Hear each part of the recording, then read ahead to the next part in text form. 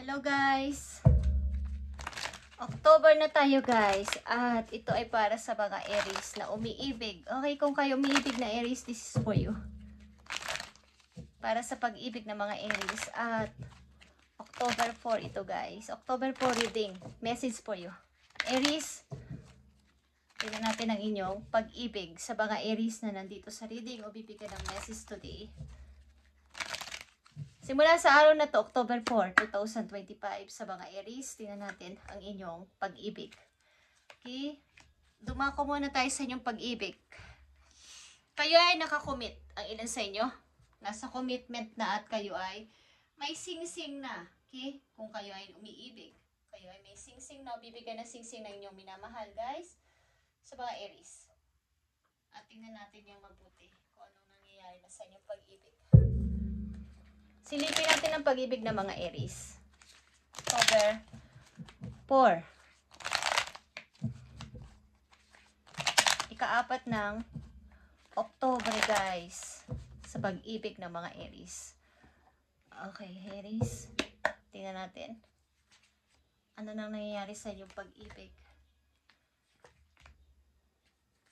Sa pagpasok ng October. Unang message sa mga Aries is rejoice, guys. May dalawa ditong person na nagre-rejoice o nagsasaya. Okay? Embrace your loving connection and rejoice. I-embrace nyo to o i-show nyo inyong damdamin sa tao na to. Kung kayo nasa pag-ibig o connection, guys, kayo magsaya at magbanding. Okay? O nagbabanding talaga kayong dalawa at talagang nagmamahalan ng tao na to na yung connection. Nandito ang 4 of Cups. And 6 of Wands. Okay? Guys.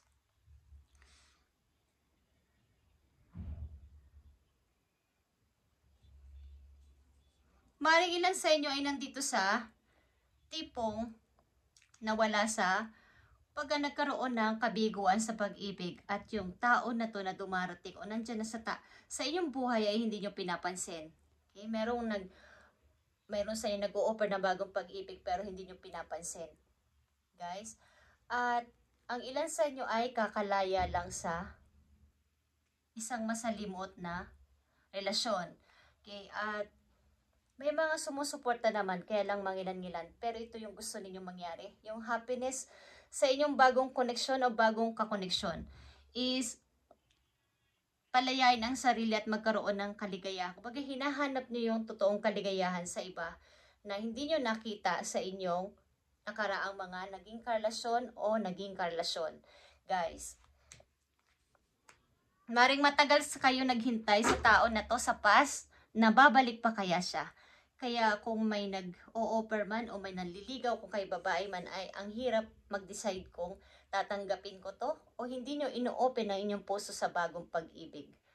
Gusto nyo ng kalayaan o lumaya kayo dito sa... Kung natagpuan nyo na to guys, is i-show nyo sa tao na to na bago nyong kakoneksyon ang pagmamahal. Okay?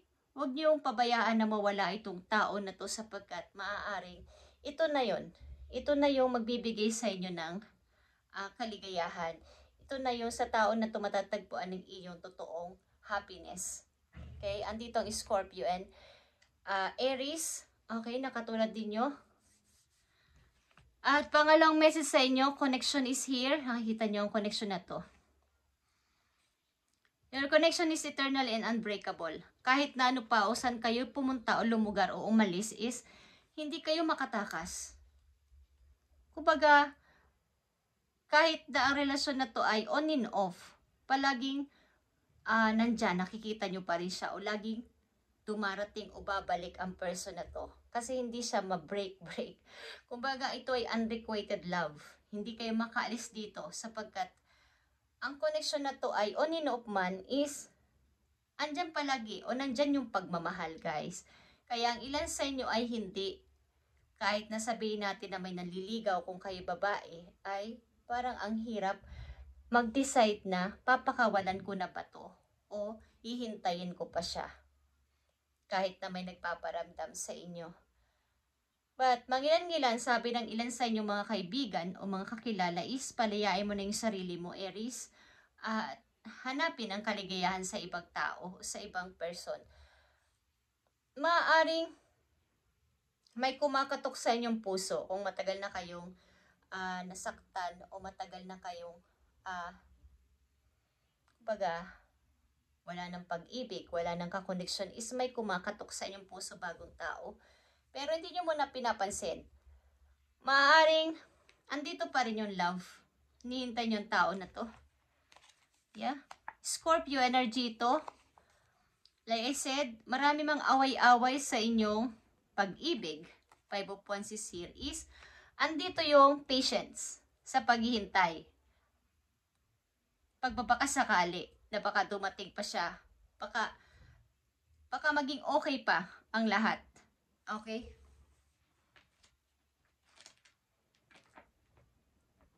Baka maging okay pa kami. Baka dumating pa siya. Baka pag tinanggap ko ang inaanok ng iba, bigla naman siya dumating. So, anong gagawin ko sa pag-ibig na to? Yan ang inyong tanong sa inyong sarili. Maaaring ilan sa inyo umiibig dito ay tutol ang mga kamag-anak ng kabila o ng inyong pamilya or maraming rival. Okay guys. Maraming rival sa puso ng tao na inyong minamahal kung kay lalaki or maraming rival ang tao na to sa inyo. Marami naliligaw sa inyo. Kaya andito yung patience, paghihintay. Minamanifest nyong ilan sa inyo ang pag-ibig na to na darating at darating pa siya o babalik at babalik siya. Okay. Tignan natin, Aries, ang mangyayari dito sa pag-ibig ninyo. Rejoice is here at connection. Guys. Yeah. Andito ang power. At ito ay kasal, guys. Okay? Maaaring kayo ikakasal. May gap ang inyong age. Andito din yung pag nasa gitna talaga kayo ng dalawang sitwasyon. Hindi ko alam kung kayo may pinamimilian sa between two person kasi nagdadalang isip kayo. Andito ang Prince of Cups, yung energy of Scorpio. Maaring ang pag-ibig na to ay matagal na. Ito ay deep connection. Maaring matagal ng ilang taon nang lumipas, maraming taon na kayo nagsasama o magkarelasyon. At hanggang ngayon, until now is, andito pa rin sa puso niyo ang person na to. Aries, nandito na naman ang 3 of Cups, guys. Good news is paparating sa inyo. At may kinalaman to sa rejoice. Rejoice and celebration. Maring ang connection na to ay unbreakable katulad ng inyong message.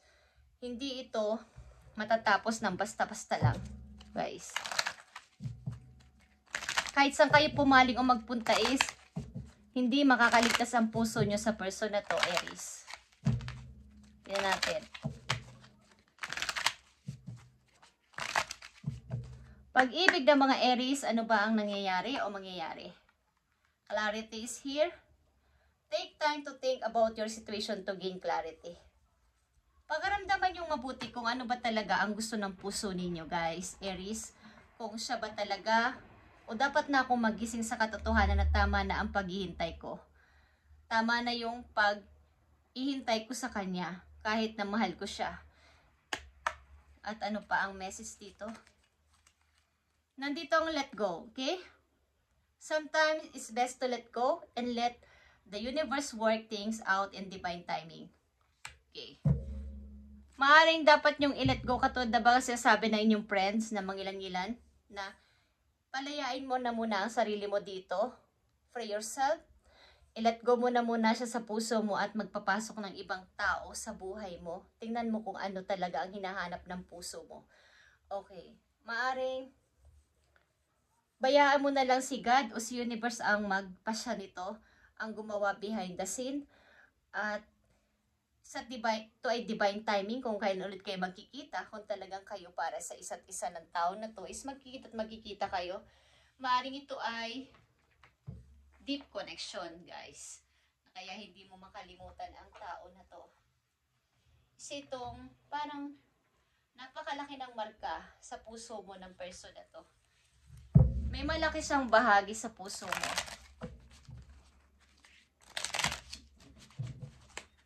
Tingnan natin, guys, ang message dito.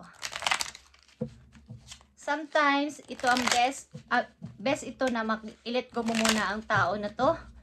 At pabayaan mo si universe ang mag-work dito. Okay, tingnan natin ito, guys. Aries, sa pag-ibig ng mga Aries. Ang nangyari dito. Maaaring ito ay may third party. Guys, third party involved. Page of Wands is here. Mukhang nung una, immature pa ang isip ng tao na to. Mukhang wala pang sariling desisyon. Walang sariling pagpapasya. Maring mama's girl, mama's boy, or bata pa. Okay? Bata pa siya. Para sa isiping matured na parang serious relationship. At nandito yung the moon. At nandito ang the sun. Okay. Gusto niya muna magliwaliw. Okay. Meron ditong night and day. Hindi pa siya handa siguro nung una. Mga nakaraan yung pagsasama o mga bata pa kayo, bata pa ang inyong relasyon. Hindi pa matured masyado. Maraming mga gumugulo sa isip niya. Marami pa siyang gustong patunayan o gawin sa buhay nang wala pang, kumbaga hindi pa seryoso sa relasyon. Okay, Aries, yan ang nakaraan. Maring dito sa inyong kasalukuyan, ang tao na to ay, kung hindi ako nagkakamali ay, nagkaroon na ng pagka-matured sa kanyang isip. Mayroong naghihintay dito at nagmamanifest na ang relasyon na to at ang inyong relasyon o eternal, ito at hindi, kumbaga, unbreakable. May pagsisisi na kung bakit ko iniwan o pinakawalan si Aries. Okay. So, tingnan natin ang mangyayari dito, guys. Sa inyong relasyon. Andito ang Three of Swords. Mga pagsisisi ito, okay? Something na pagsusulat ng mail na hindi naman, hindi naman matuloy-tuloy. Nine of Swords. Okay. Kaguluhan sa isip.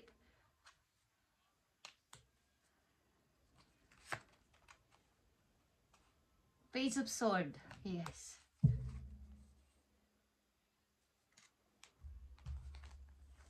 Maring nakikita ka nito sa social media, okay? Sa internet or sa inyong mga profile. Tinitingnan ka ng tao na to sa online. Okay. Mukhang ini-stalk ka. Aries, something na hindi ito mapakali. Mayroon sa kanyang hindi sa napagkakatulog. May pagsisisi. Something na broke ang puso ng person na to.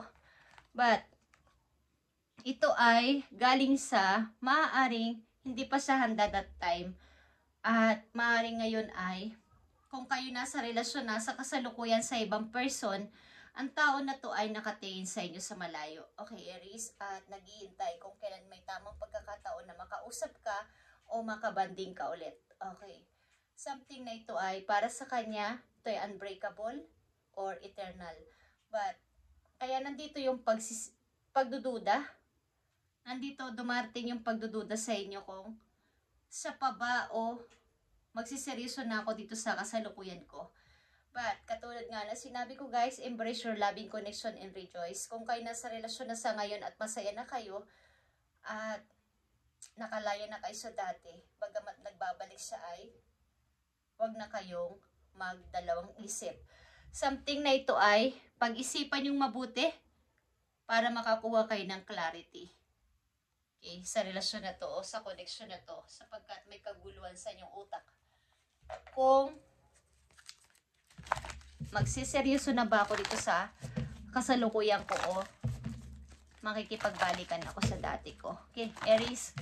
Aries, tignan natin ang message po yo sa pag-ibig mo na to. Mukhang hindi pa siya handa dati.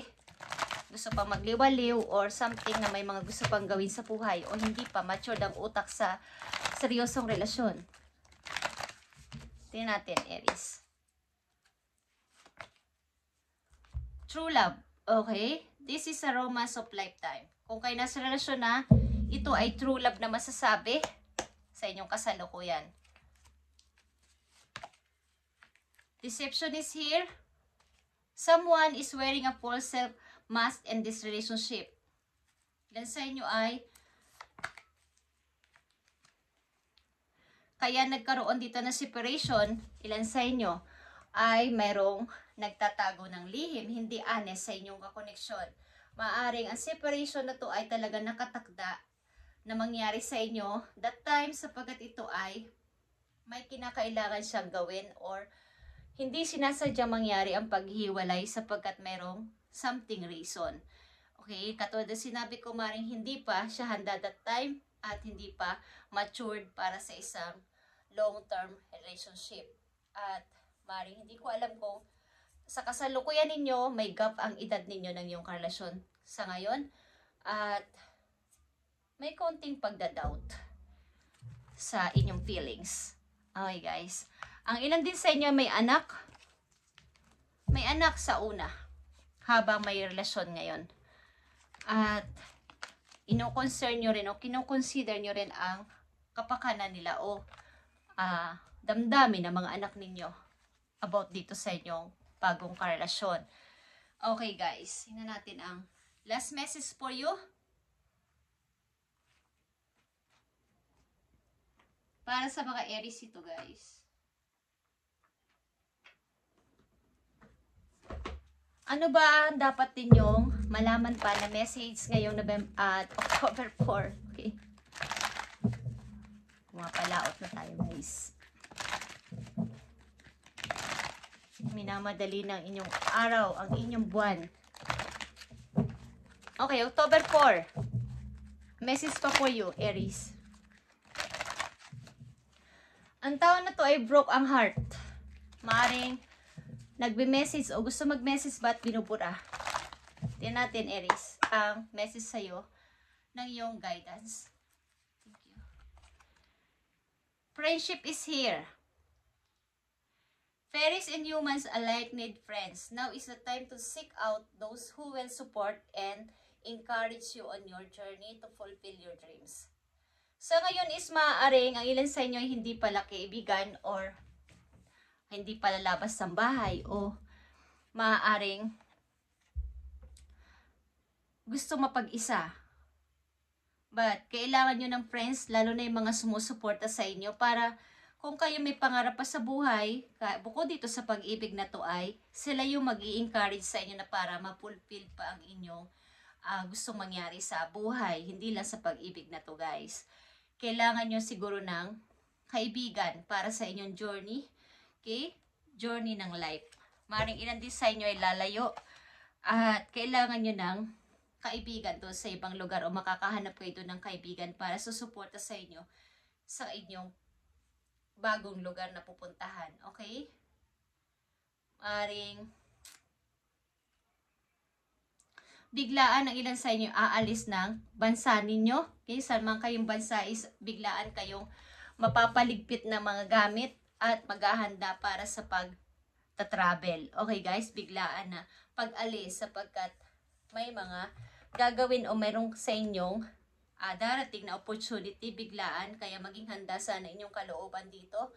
Okay, at malamang at sa malamang is magre-ready kayo ng passport. Okay guys, Aries, this is your reading ngayong October 4, 2025 at ito ang inyong pag-ibig.